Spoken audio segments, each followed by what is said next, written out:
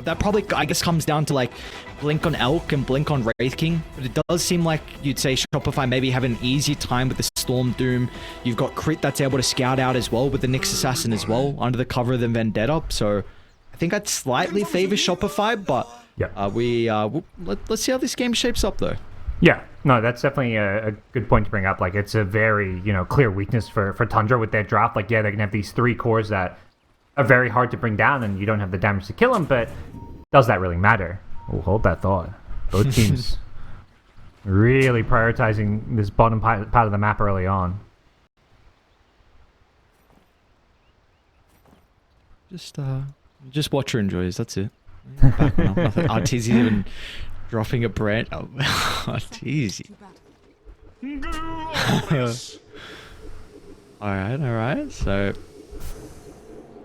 any wards placed with that skirmish down? I don't see them drop any. I mean, Shopify put the ward by the twin gate, and then they take away that watcher, so deny some of that vision. Looks like both teams are just gonna settle things. It looked like a bit of a fight was brewing, but this is it's interesting because like level 1 movements, like the pre-horn movements, are always so interesting to watch, and over time everybody like perfects how to kind of do those movements, but. I think people are still trying to figure out what's best here. Well, let's see how we shape ourselves up for, of course, the start of our 3rd series. A very important series as well. Shopify yesterday had a pretty good run through the groups. I mean, they were able to have a 3-1 day, and Tundra as well finished with 3-1. So both these teams getting through some pretty difficult opponents, and this series in particular is going to be no different. I'm sure Tundra would love some revenge, though. And with Shopify knocking them out of Dream League.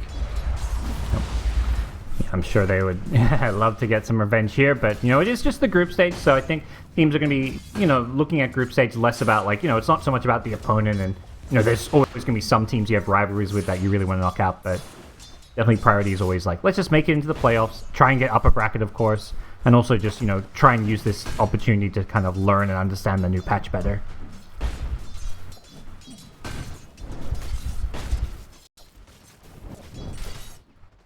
How do we feel like this mid lane is going to be able to shape up between the Storm Spirit and the Alchemist? I mean, Storm's one of the few Spirit heroes that actually has a decent amount of armor. Is that going to be enough for him to be able to kind of stand his ground in the acid spray? Or should Nine still free farm? I think at least early levels, Nine should have a pretty good time, but once the bottle comes out for Abed, things get a lot easier for him. You see early on here, he's getting very low. The acid plus concoction combo at level 2 is just a lot of damage and not something kind of fun to play into, but there's not really any threat in this lane. He can stay in this lane on 20% health, auto coming out, and he'll be a-okay. See top lane as well, a lot of back and forth between the two sides. Not the greatest resources still left. I guess Crit's got 4 tangos to be able to pull over to Sableye, who, of course, no surprise down with the offlaners just rushing that Vanguard. Yeah, tricky matchup, playing the Nyx into the Crystal Maiden, who's just such a good lane securer. The double nuke with triple mango, there's just going to be constant spells. So playing double melee up here is going to be a pretty tricky lane, not to mention Wraith King's a hero that loves to play with the CM. Crit probably saves the Doom there, but may just pay the price himself. Yeah, he saves Saberlight there with the stun, but this lane is looking really grim. I don't know if Fly's even ever going to be able to really rotate top. Like, bottom for Arteezy might have some difficulty with the spam of the Firestorm and spam of the Blast as well. I guess there's not as many trees now, so it's a bit easier to be able to scout out when that Coddle is using the Blast, so... We'll see if Fly is ever going to be enabled to potentially help out this top lane, because, I mean, like you're saying, it's already not looking like too great of a start. Yeah, and I just don't think Pugna's like a rotating support. Like, if he's the Crystal Main, sure, you can, TP your way up top and maybe set up a kill, but Pugna's just not a ganking hero, and you're not going to just tri-link to try and secure the lane, so they're kind of just stuck with this laning set for now, maybe until, Abed can start making those rotations with his level 6 and some power runes. Until then, they're just going to kind of, suffer a bit through this one. And suffer they do. Saberlight. Another death here for Shopify's top lane, so continuing to have a pretty rough start. Saw Tundra in both their side lanes were able to pick up the Lotus as well, so another extra thing going their way that potentially can edge out some of these trades early on. And maybe with the side lanes going really well for Tundra, we could see them start to make some easy stacks. I mean, Coddle, you have to say, is one of the best supports to be able to create stacks as well. So that could heavily enable Nine to be able to hit some fast item timings. Yeah, and, you've got tons of heroes that can farm those stacks easily, so definitely potential to kind of get out of control with a draft like this. Alchemist can farm his stacks, Underlord can farm some as well. Wraith King's just going to, farm his way through the jungle with his skeletons if need be, so definitely a draft that can snowball, but Shopify, they're going to be looking to Abed to kind of alleviate some of that pressure and to create some of those plays to shut down the greed of Tundra. Obviously, far too early to start seeing those rotations for now. Until it's like at least 6 minutes in, I don't think we'll see a single Abed rotation, but he's definitely the player to watch when it comes to Shopify in the mid game. Yeah, without a doubt. I mean, you've got, again, we spoke about the Pugner in the draft is one of the better steroids for him, but I even think they've got a great secondary support in the Nyx Assassin. Someone who can, sneak towards the backline, get that vision so the Storm can follow up, and usually just with the two, you've got a lot of damage to pretty much kill anyone across the map. Kind of one of my more favorite duos to watch with how much kill potential you're truly able to have, so I think Abed will definitely be set up for a pretty good game. Because again, Tundra, I mean, they are kind of lacking some ways to hold him into place as well. Actually, I mean, if he gets stunned the once, he's going to be in a lot of trouble. Yes. The chain stun is potentially there, but like getting that initial stun on him can be tricky. Gone are the days of, I think, Underlords going Rod of Atos. It's much more just about the auras and tankiness. You want to itemize for the team fights and to mitigate Sven's damage, so I think there's a lot of room for Abed, particularly just jump the backlines, like kill these supports, like CM Coddle, two of the Squish U supports, especially we saw what Saxa can do when he gets a lot of farm on Coddle. Like those are heroes you want to just take out to start a fight. Oh, Saberlight. Wait, Skeeter's going for this? Oh, I mean, he's committed now. There's no turning around. He'll try and escape. Saberlight's just going to cast a tornado. That's the best that the Doom's able to do to potentially help out. They will have an Impale up shortly. 2 points in the blast as well to help out with some of the damage. The Blood Grenade does connect, so the slow is going to be there, but I mean, now Saxa, he's rotated as well. He's more than happy to enter this top lane, so it's going to be a battle of the supports, and what's Tundra is that will come out on top, and Skeeter steps back in to yoink the kill as well. Another great sequence of events for them. Yeah, just a disaster of a lane, like getting, like, it looks like Skeeter kind of dives a bit too far, but with the new passageway over on the left side of the map, he's able to get out, even baits Shopify to keep chasing him, so didn't really feel like he was ever in danger of dying. An Alp rotation. Yeah, Nine. All right, getting very active early on before the Storm Spirit. They're diving at T2 Tower. Oh, I mean, Shopify for years on years have been known to be a lane-dominating team. They very rarely lose lanes, and they're already down 3,000 gold 6 minutes in. Yeah, they're not. Yeah, they're getting destroyed in these lanes. Like, two pretty badly lost lanes, I would say. I mean, mid lane, I guess, it's Alchemist. He's just out farming with that rotation. But yeah, top lane's an absolute disaster for them. Like, this Doom is going to be so behind all game. Still doesn't have a Vanguard. We'll just get it about now, 7 minutes into the game. And it just feels like anybody who's coming to this top lane is just free food for the Tundra dual lane. Man, what do you do? Crit's level 2. Yeah. And I don't know if Fly is... Like, he kind of doesn't want to go top because he wants to soak this mid experience now, but you need the Nyx to have levels, again with Vendetta. Like, that's the way you can scout out so the Storm Spirit can get these pickoffs, but this is going to be really rough because we spoke about how important the supports were to be able to enable Abed. Yeah, and that's, I think Abed's done fine mid. Like, yeah, he's getting out-farmed. I mean, Alk made a nice rotation, but I don't think he really lost his lane, but it's going to feel like he can't do anything this game just because, yeah, you have a level 2 Nyx. Like, who do you play with? You don't have that strong hero that you want to go gank their lane. Doom's in recovery mode, so he may just be, trying to farm and catch up and play kind of greedy with the Devour. Sven, is going Mask of Madness to farm jungle stacks. I think Abed's going to be really limited in what he can do just because none of his teammates are in a position to kind of fight or play with him. This is going to be a very difficult game over the next coming minutes here for the boys on Shopify to be able to find a way back in. And I suppose for Tundra, like, how are you looking to excel the lead? Are you wanting just to farm to continue to build up the lead, or can they still continue to play aggressive once the lanes dissolve? I think it's a bit of both. Like, definitely, they've got amazing, efficient farming heroes. I think they do want to prioritize trying to take this tier 1 bottom tower. maybe around the Alchemist armlet timing. All that thought. Bit of a fight, yeah, inside the river. I bet trying to be able to claim the rune. Unfortunately, it's going to spawn top. He doesn't have a lot of mana to work with now. And 9 with the movement speed. He's got Phase and Windlace. He can easily chase him down. Unfortunately, they're not going to be able to get the Storm Spirit kill, though. So 9 will just be forced to turn and deal with crit. Yeah, I mean, 9 is just making this mid-alp look really potent. Not just as like a farming hero, just as a, I'm just going to fight. 3 points in acid, 3 points in the stun. It's a lot of damage. Like when you channel up that stun, 2.7 with level 3 stun, it really absolutely destroys heroes, and being physical damage means it's being amped up by the acid spray, so this roaming Alk is doing wonders. Uh-oh. Just no space. Abed? Alright. They know the chemical rage on cooldown for a little bit with snaking nearby. Great positioning. And just back on your Elk talk, I really wonder if like maybe more value out of this hero, because I didn't know the concoction is that long of a stun. And of course we did just see with that recent nerf, all the stuns got hit pretty heavily, but his is still 3.2 on a 13-second cooldown. Like maybe that's another big reason why this hero is kind of getting picked a little bit more right now, along with all the other buffs we saw.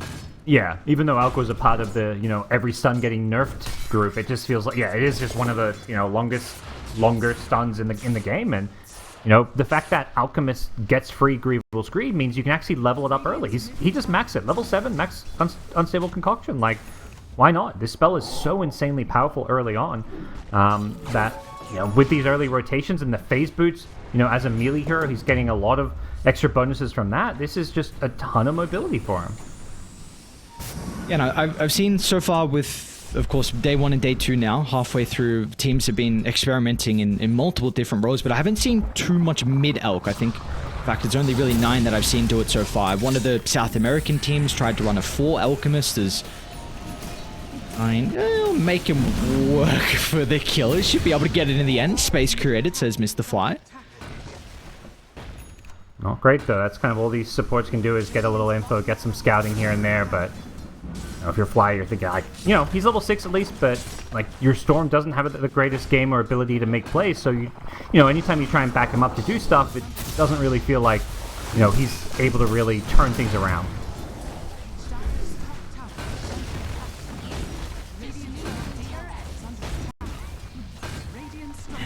5,000 net worth lead. No kills yet from Shopify as well. And now with this tower going down shortly, it's just going to further shrink the map and make it that much more difficult for them to be able to play the jungle. Yep, they really want this mid-tier 1, but Shopify coming to defend. Hey, they might get that first kill. Snaking. And he's going to end up going down. A beautiful double stun, though, from 9. They're even going to gate into the middle. The Fly's going to find the trade. 33. A pit onto 2, and Abed's in some trouble. Crit's going to give him a little bit of breathing room with the stun. 9 was considering about diving under the tower, but just turns attention over towards the support and Unstabilite. And he is stuck in between the towers as well. He will not be able to find the escape avenue to retreat away from Tundra's aggression as they bring everyone. Why not? 30. I mean, we haven't spoken about 33. He's been free farming as well, and it's like, all right, time for me to get involved too.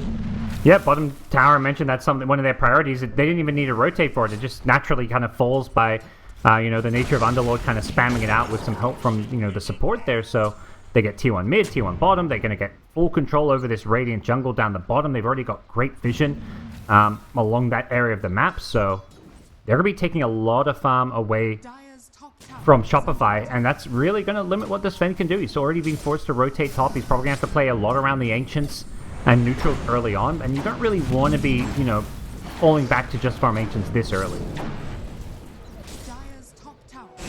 Even like they want to try and defend this top tower as well. They're starting to rotate through from Tundra. Yeah, they're all going through the twin gate maybe, or at least the Coddle did. And I don't know if Shopify can force this. They're just so weak and underfarmed here. Sven committed the ultimate just to poke the tower, so that's going to wear off soon. Looks like they may get the tier 1. Abed. Abed? That's a big crit. Oh my god. Might get frostbitten. Playing with fire. They'll be able to chase down Snaking again. Another death for the Crystal Maiden. Shopify, have they stepped over a little bit too far though, Tundra? Even wanting to bring 33 into the team fight, that's potentially going to continue to break out as Fly, again, just buying a little bit of time with the decrypt. Is going to help all the rest of the cores escape, but This comes at a cost of his own life as a sacrifice, so both fires are going to end up going down, but I mean, at least for Shopify, you're finally able to get a tower and potentially open up the map now. Yeah, I think it's important they at least, get that small little objective there. Trading supports doesn't, seem like a win, but when the game's going this badly... Bottom lane is 9 gonna yeah. Whoa. Oh, yes. Okay, Joe, what's it? Oh my god. Wait, he's chasing. Oh no! He saw the Dark Rift coming. The Dark Rift behind the tower, he knew it was dead. So he's just like, alright, take me. Oh boy. Well, that is brutal. Bottom. They have this high ground ward. Tundra is starting to move into the outpost. They're well aware that this attempt is going on. Nine, he's going to double back in. Won't be able to land the concoction, but they've got multiple heroes nearby. Shopify, this is not going to work out. It's 33. Look at the angle he's found. The pit. Our teaser will be able to run straight past it. Ooh. Rough pause timing. Just a little bit extra salt in the wounds. Rough pause timing, but perfect timing on the gong by Abed. The second the pause happened, he was ready. But yeah, that's looking like a dead Pugna. I kind of like the idea of, I think Shopify trying to force a fight there is okay because they know, yes, Storm is dead, but he's about to respawn. I think the kind of way back in this game is going to come down to, trading hero kills. Okay, our Storm died. Let's hope they overcommit, get too aggressive here. And if they dive out tower, suddenly Storm can TP in and get some revenge.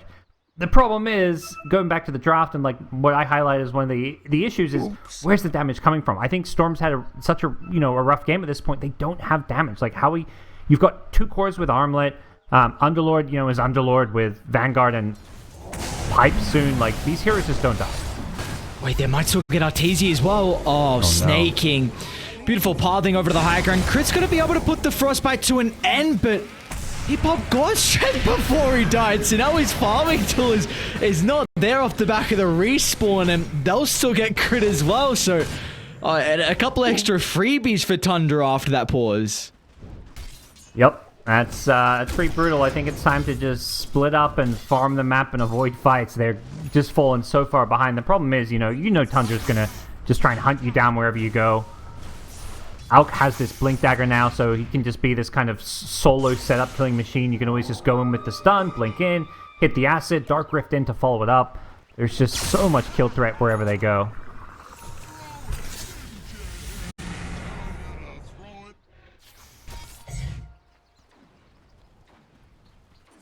Man, what do you even talk about for Shopify to find a way back into this game? It just seems like the 9k deficit, it's not going to get any easier as well. I mean, this is an Alchemist lineup too. So with all the map you've got, 9 is going to continue to skyrocket in farm, and Skeeter 2 is going Desolator. So soon they're going to have a very easy way to be able to take objectives off the back of these kills. Yeah, I think once they get Deso, they're going to go straight into Roche probably. So Shopify say our best bet is just smoke up and try catch him by surprise. Abed leading the charge. They've got both supports here as well. They don't see anyone. They're trying to play around Saberlight's Doom, but... Wait, no. He went through the rift. Yeah. I mean, there was just nothing he could do. It was a difficult call to make, whether you stick around or go through the rift and just hope the timing's on point for no one to be there, but... Man, this Underlord here, he really liking our teams. It's just... when a week into the patch and already people are using the Fiends game incredibly well. Just wait till we get even further, as once again another core is going to be in trouble. Saberlight trying to find that farm, trying to somehow be able to get some aura items to help out in these next couple of team fights, but Tundra are just giving them no space across the map. Yeah, and that's the thing. I think all Shopify can do at this point, Desperation Smokes, I just don't think work because their draft doesn't get kills. They don't have the damage. Their draft is designed to kind of farm with Doom and Sven, so their best bet is probably just playing greedy and farming, but they're going to get constant punished. Whoa, look at the pit from 33. Yeah. Will be able to get the Ray 5 blast follow-up. Abed's in a lot of trouble. Used all his mana to get to bottom. You're going to need the stun to come up shortly. Pit's still on cooldown for a little bit of time, but it looks like they'll just chase down the easy kill being Fly's Pugna.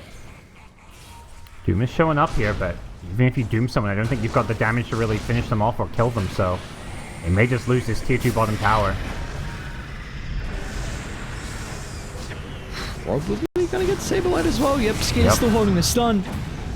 So another death, another charge on the Vestal as well for Saxa, and it looks like finally off the back of that they're going to be able to get the tier 2, so This is a scary Tundra in this game one. Yeah, this game's right now is complete utter stomp. Like there isn't really signs of life. There isn't really a path to come back outside of some serious mistakes and overextensions from Tundra. But another Dark Rift. Oh, they're so... People are so good at Dota, it amazes me. They knew exactly his farming pattern. They scanned at the Ancients and rifted in as well. And already 9 was there to set up too. Yep. Guys, 9 has been left a bit alone here. The Rift expires, so yeah, I'm about to say 9 needs to get out of top, but his teammates meanwhile are pressuring high ground.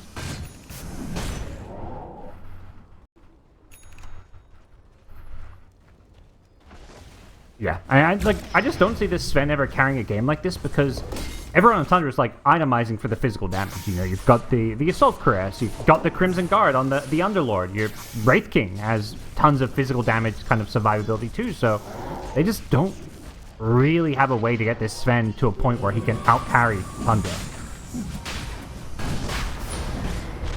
This is a hero that also does not play well from behind at all.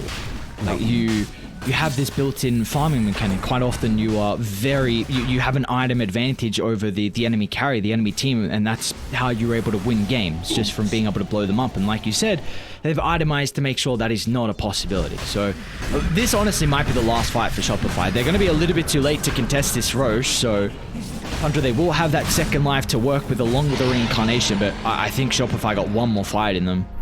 Yeah. This 5-man smoke, are they going to go into the Aegis here? I don't think, you know, it's pick your poison. Slow death or go for a complete like 1% chance of this working, but try and make something happen. Great scouting on Skeeter, but again, that's not really the person they want to jump. They want the supports. They're easy kills. All right, let's see if they're going to be able to find them, though. It's a pretty good wraparound. Saxa will go down. They might turn to Snake King next as well. It's going to be able to buy some time out with the ultimate. They'll still get the kill nonetheless, so both supports end up going down. The Doom's soon to expire though with the Underlord. They're doing a pretty good job to kite him for the moment, just avoiding all the targets with the double lives as Arteezy finds a triple stun, and somehow, some way, Shopify, they're going to be able to take a decent fight, down 12,000 gold, and they might get Skeeter as well, but they've still got to respect 9. Look at the crit. Oh my lord, Skeeter just raining down the damage. They'll turn to Saberlight next as well, and it started off incredibly well from Shopify, but off the back of the respawn Tundras, they were able to turn that back around. Yeah, that was like a dream fight, and it actually looked like Shopify were going to like get 3 or 4 kills and not lose a single person, but then all of a sudden it's like, okay, we lost the first, well, we almost lose the first life, but 9 just is like, I'm just going to turn around and fight. Skitter's with me. He's got reincarnation. He died once, but he's going to be full health, ready to fight again. And, you know, I think the best way to take these fights, kill the supports first, because, you know, Wraith King and Alchemist both have 2 lives, so they're just not even targets you want to go on. Dooming the Underlord and just kind of ignoring him was also a decent kind of approach to the fight initially, but no, they're running into damage issues. Where's Arbit's across the map? Okay, so they're not going to have the Storm Spirit to take this attempt. Thinking maybe they're going to try and protect their Tormentor, because I mean, Crit is giving them a lot of vision up on the high ground. I know, an aggressive jump in. Onto Saberlight they go, but the Impale only clips onto 1, and not being able to hold back the other cores means they will rip apart the Doom's health pool. Now they're going to be able to turn to the Obelisk as well, so Tundra, an extra shard for them to work with too. No. I feel like one of the most noticeable changes about the Underlord is just this Dark Rift cooldown. It feels like Dark Rift is just up more often. Like, he's just spamming it. Like, since the cooldown was decreased, it just feels like you can almost always use this spell. Obviously, 90-second cooldown at level 3 is far from always, but it does feel very noticeable having that 10-second less cooldown cooldown on the spell. So this could be a big opening here for Shopify. They saw that Skeeter TP'd bottom. He does not have reincarnation for another 20 seconds as well. They're instantly smoking down, and they will catch him out inside the jungle. Crit's going to be one to start. Can they blow him up before the TPs come through? It looks like they should be able to with the God Strength. Great read from Shopify. Instantly down to bottom they go, and they're going to be rewarded off the back of that maneuver. Yeah. Great read. Great understanding of the reincarnation cooldown there. Knowing that level 2 reincarnation is not quite going to be back. They got there with about... Killed him with maybe 15 seconds before it was going to be back online, so... Very well timed. A nice kill. Just that's all they got to keep doing. Is like find these little pickoffs wherever they can, stall the game out, keep on trying to farm up, just take it late game, and anything can happen. I still don't think they've got the better late game draft, and they're going to be behind on gold, so, you know, it's still, you know, the odds are against them, but it's not, the game's not over. No, definitely not. I think even taking us back to that previous big team fight we saw where Shopify actually looked pretty decent, we saw Saberlight, he doomed 33's Underlord, and I feel like if the recipe for success is him to continue to do that, you need to take the auras out of the equation. If you can doom him before Pipe and Crimson is activated, then these targets, they're not as tanky as what you would be expecting. You kind of mitigate the effectiveness from 33, you deal with the supports, all of a sudden you got a numbers advantage, and it's much easier to then kite the Wraith King and the Alchemist. Yeah. That's the thing. These are heroes, like, you know, Wraith King talked about, like, he is known for kind of falling off a bit and, you know, having issues with being kited. They don't have, like, the kind of heroes that do kite him, though, I think is maybe one of their issues with the late game scaling, but Sven matches up just fine, like, against Wraith King. But question is, can he, you know, outcarry multiple cores on this dire side? Because you've got the Alchemist, who's also getting very, very scary here in the late game, top net worth, has a Mjolnir, Abyssal Blade being queued up as the next pickup, so it does feel like Sven is always going to be an item or two behind these Tundra cores. We saw last time Nine played the mid Alchemist, he went for a very early Scepter. Is there any hero on Tundra you feel like there'd be some value with getting an early Scepter given over to them? Doesn't look like it. He had, I think, Slark on his team that game. I think the Wraith King Scepter is not amazing. And generally speaking, you're not going to ever pull a Scepter to like a support or something. Same for the Underlord Scepter. It's like not amazing by any means. It's not something that's going to change the game. So I think outside of pulling your carrier Scepter, you're just not going to typically see it. Radiant's middle tower is under attack. I bet. Scary position for him to be. Oh, he's going to show him the lane. They're up on the high ground as well. Skidder gets the start. And of course the fall is soon to be there with Nine jumping in as well. So Arbe down for 45 seconds. Tier 2 tower. They're probably going to walk up the high ground as well. Yeah, they're asking the question, Shopify, are you going to come back and defend? They pop the glyph to deal with the creep wave, and like Tundra are going to force the issue here. Just start hitting it with the Chemical Rage and the Wraith King. With the Deso, this Tier 3 tower is just melting.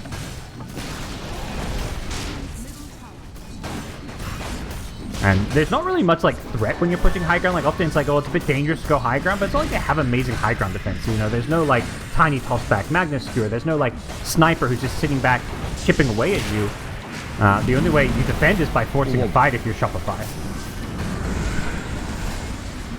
Ericsson looked to back on out. We're going to continue to take the fight.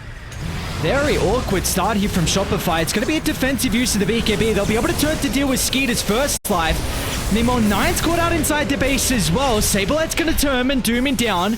And now Arbet's looking for the +1 as well. Snake King's going to be caught out. He doesn't have his bodyguards playing in front of the Crystal Maiden. Pretty survivable though. The Glimmer Cape and the Parvis keeping Snake King alive. Look at the freezing field damage as well. Arteezy needs to play on the outskirts, but now with all the magical bursts, they're able to kill him off with ease. Arbet's still trying to find the finishing blow onto Skeeter, but with the perfect armlet toggles, Skeeter's going to be able to stand strong. And meanwhile, 33 is being able to block off anyone else that wanted to help out the Storm Spirit as well, and they're not even done just yet. Another pit onto 2. They might be lacking some of the damage though, without the Wraith King and the Alchemist, so Tundra, they'll back on up. And they did that whole fight without the Alchemist. He died on the high ground, and Shopify, you know, they're in a position where like getting one kill doesn't feel like enough to turn the game around, so I think, you know, chasing, going for more kills makes sense, but they get punished heavily. Whoa, where are they rifting to? They bringing one of the goons in? Looks like they are. In comes Skip. Oh, Jesus. The Rifted Fountain to get your teammate in, I like it. That's a nice little use right as he respawns. So the Alchemist is back, and this should be a second lane of Rax, maybe just game even. Let's trap up in a couple of seconds for Arteezy. BKB still on cooldown though for the moment. Crit's gonna try and jump in and give him some breathing room to activate these abilities. Arteezy's gonna try and turn to deal with the Wraith King as well. Still with the Reincarnations on cooldown for the moment. They're lacking the detection. Finally gonna be able to find some, but it's just taken way too long. Tundra, the damage has been dealt. They have way too big of a net worth lead for Shopify to be able to hit back in this game 1. And in the end, Tundra, they're gonna take it very cleanly. 26-minute victory from them. Yeah, super convincing. They just didn't look back off the lane stage, and Really, the tempo was set in that top lane. The Wraith King, Crystal Maiden just absolutely dominated. They didn't give...